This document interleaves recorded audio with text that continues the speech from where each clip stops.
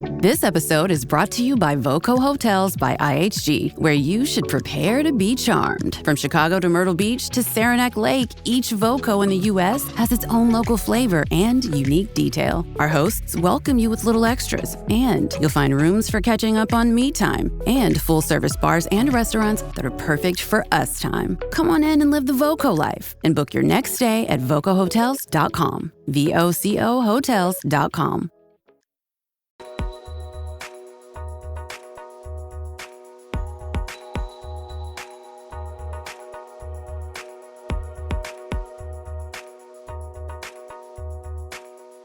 Welcome to episode 101 of the High Volume Hiring Podcast. I am Stephen Rothberg. I'm one of your two co-hosts, and I'm also just watching my other co-host, Jeanette Leeds, do a little dance. Yes.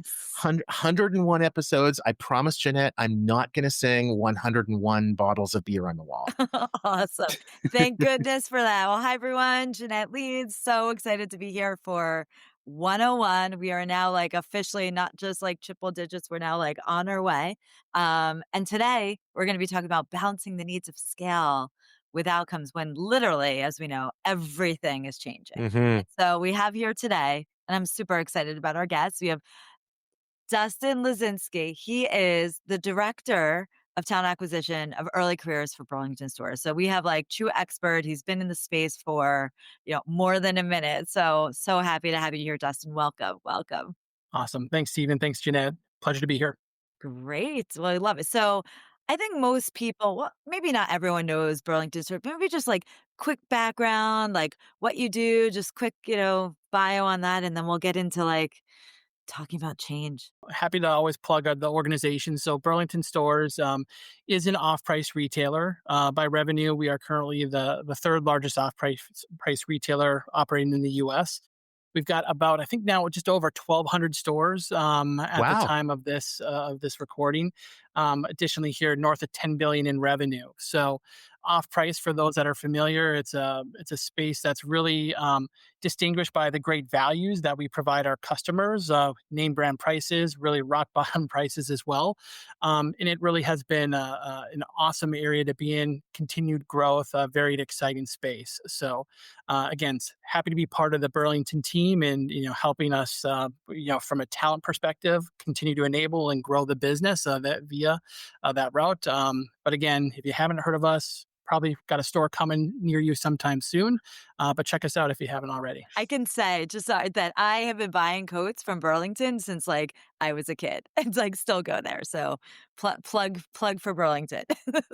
Yeah, actually, I want to piggyback on that if I can. So there's a store about 2 miles away from where I live in Minneapolis. And my earliest memory from running into your stores when I moved here was that it was called Burlington Coat Factory. Correct. Yes. And are there other brands or all of the stores Burlington stores? Yeah, so great call out there. So that was our DNA. That's what we were created as. We were initially, a coat offering organization or store. But, really over the past, I would say 12, 15 plus years is really we started to pivot truly into that off-price space. So Burlington is the only banner, is the only brand that we have here today. And again, Burlington Stores, although people still affectionately will go back to Burlington, Coat Factory here and there. Well, why don't you give us a sense just to give from a scale standpoint, because obviously with so many stores, how many early career, what's the volume, just given we're the high volume podcast, what sort of volume are you hiring? And then we can get into how you're really starting balancing the needs given the 100%. scale. 100%. So I think, again, traditionally with most retailers, the true volume is coming from that hourly workforce, whether it be individuals into our stores, our distribution centers, et cetera. That is without question the true high volume of our workforce. But certainly as we've continued to add stores and grow as an organization, needs for those corporate positions, have continued to evolve. You think about core areas like merchandising or planning and allocation, IT, supply chain, those needs from a talent perspective have continued to grow as well. with that then has come the opportunity from the early career perspective. So, we've been growing, I would say, year over year. I would say conservatively as well here. I think that's one thing that I really appreciate is that, we're pretty responsible and we really leaned into the economics with our growth here. So we want to make sure that we're not putting our head above our skis in a lot of cases, as we're growing some of these other talent channels. So from a volume perspective on the early career angle here, it's about 300 or so hires, give or take, in a given year, both compromising interns and then full time direct hires. What I've been really excited about as well is kind of the value that we've been getting from our intern program, especially where, again, students coming in, joining us for 10 weeks over the summer, hopefully, really validating their experience, enjoying their time at Burlington, performing. They like us, we like them, get that conversion offer out, and then fill that full time pipeline, for post graduation. So, again, it's been a journey. I'd say we're continuing to evolve our maturity with that particular channel, but excited to see what we're doing today, but then also where we're going with it. So, Dustin, the 300 early career hires, I think what you're saying is that those are like corporate Yes. positions, right? Yeah. And for Burlington, is if somebody comes on, if there's say a student, recent grad, they're looking for a hourly retail position in the stores. Does that fall into your early careers area, or is that a separate Yeah, area? that would be separate. That would be like our hourly high volume. So again, like more localized as well here too with that. So again, they might get a posting feed through third party vendor, job site X, what have you here as well. Certainly, our website. And again, that whole process is a bit more optimized for that high volume, seasonal, but then also just kind of regular hourly workforce as well. And by the way, it is okay to name other job sites. We Yeah. do acknowledge that there are. Yes. We've heard that there are one or two others. It's okay. Imagine that, And we're right? all It's like, friends. yeah, yes. But I always think like early career is a form of high volume, right? It's because even 300 and the time and effort and early career, like, which I feel like is another word for campus recruiting or whatever, but it's like those, it's just a very specific track. So it's, very unique similarities there. So we were talking a bit in the green room before about like the incredible change that's happened not just in just the past 2 years, but even in the past 6 months. Like, what is the thinking about all of this change, like, what do you think or what are you seeing as the biggest change? And Mm. I'm curious just also, like, what you how you're adapting to that. Yeah, I mean, it's a loaded question here, and I know, it's so unfair. any TA leader, any industry, any organization, location type of hire, I think is, going through this reflection with their teams and their organizations as well. Because the reality is, certainly we're seeing some amazing advancements with technology. Certainly the external environment and conditions that we're all navigating, there's nuances to every industry and such. And we're reacting and we're trying to make sure that we're reacting in a way that's obviously positive for the business, our customers, our clients that we serve, et cetera, et cetera. So bringing it back to like the TA space, what are we seeing? I think it's twofold. I think one, certainly it's the internal piece.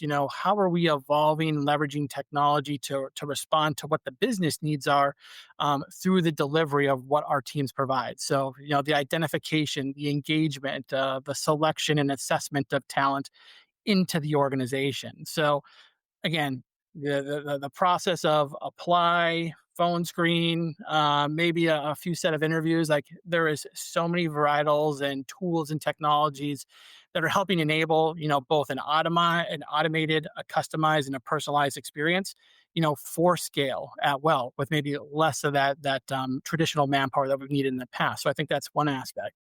But it's not just on, the enterprise side or, the talent identification and receiving side. The candidate behavior and experience is absolutely evolving. So specifically on the early career side, we are seeing much more utilization of technology, whether it be for, helping polish up a resume, application aggregators, interview coaching guides, avatars, if you will, and such. And so that's, I think, is probably the biggest standout is traditionally it feels like this technology has, usually benefited the organization or the enterprise, but there is much more out there for the candidate to be able to, again, get ready, prepare, and then hopefully, leverage, in a positive manner to put their best self forward for any job opportunity out there. But if everyone is kind of working at these scales here, that creates a lot of noise and potentially a lot of distraction as well. Before we move on, I need to let you know about my friend Mark Pfeffer and his show, People Tech. If you're looking for the latest on product development, marketing, funding, big deals happening in talent acquisition, HR, HCM, that's the show you need to listen to. Go to the Work Defined Network, search up People Tech, Mark Pfeffer. You can find him anywhere. It's so interesting because I think you hit the nail on the head of something that I've been thinking a fair amount about, is that forever there have been technological advancements that employers have taken advantage of, right? I think Yeah. mostly good, some bad. Candidates are now have that same opportunity. And so forever employers have been like, they should write their resumes better. They should be better prepared, blah, blah, blah, blah, blah. And now they are. And now employers are like, we Yeah. can't tell the difference. So when Burlington is faced with, I gotta believe, a lot more applications coming in a lot faster for more or less the same number of roles, and everybody's looking more and more the same, how are you differentiating between Cindy versus John when basically, other than their phone You number, they're know, kind of the same It's on the it's a great surface? call out, and again, so I think I go back to like access to opportunity. Technology has been great in the sense of like I think early careers, the old days, you could only go to a certain amount of schools. You had to go for the info sessions. You had to always be present. And there still is a lot of that there. But what about the student that, wants to work for Burlington, wants to become a buyer, but doesn't go to a school necessarily that our limited team has the resourcing and availability to physically go to? So technology has enabled that opportunity for that student. Now, moving forward here to think about, candidate preparation and such, what I'm seeing today, and this is in motion, so I don't have the answer here to it. This is an active problem that we're all working to solve. But, those traditional top of funnel early insight signals, the differentiation, what used to be, is now basically consolidating. You used to be able to look like, is the resume well thought out? Is it structured? Is it minus errors? Is there, frankly, differentiation between resumes? I am seeing it real time start to consolidate to that standard format. Everyone's really looking the same here with that. So that's like one example of that top of funnel kind of traditional signal that would give you a little bit of insight to start to differentiate.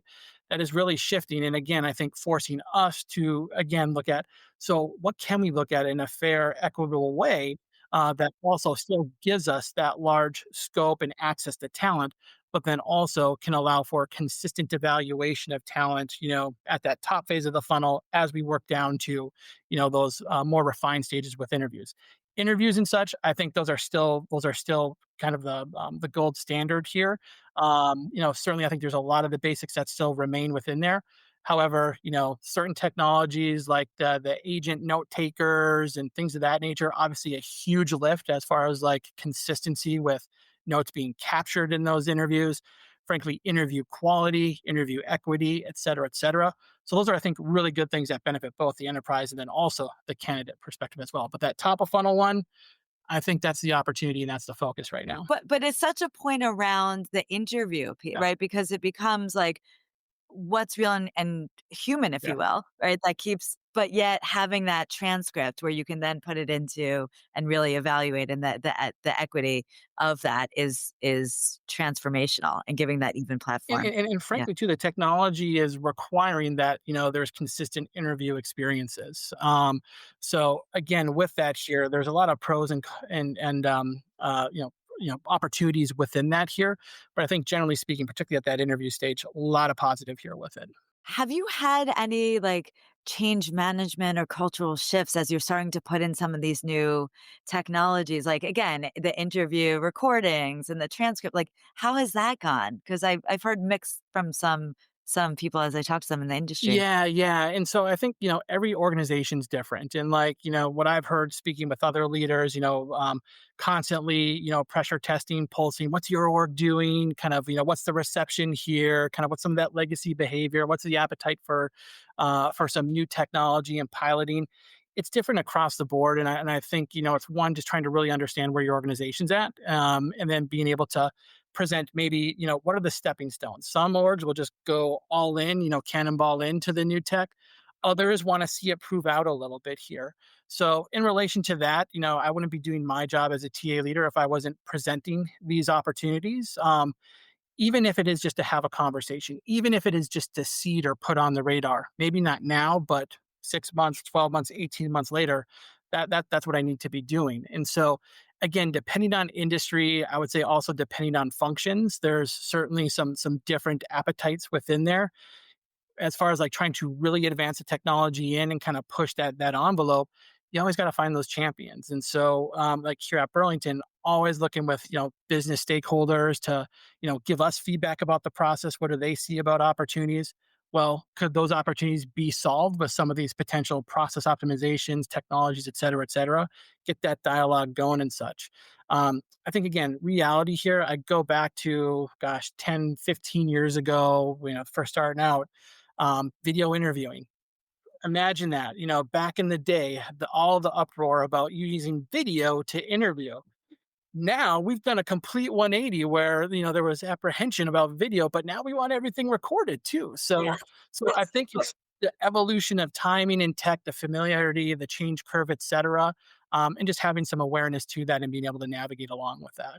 That's awesome. Dustin, I know before we jumped on, you said you have a candidate to interview. So go interview them, extend them a job offer, give Jeanette 10% of their wages and me 20, and we're all good.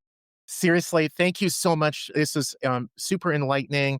People who are looking for a great early career position or looking to model their program, look at Burlington. Thanks, everyone. Thanks so much. Cheers, Dustin. Already trading stocks or options? Now it's time to explore the power of futures. EdgeClear is the forward-thinking futures broker built to help active traders like you hit the ground running. With expert guidance, intuitive platforms, and a personalized touch, we'll make your transition to futures smooth and strategic. Trade with precision, power, and purpose. Start your futures journey at edgeclear.com/Spotify.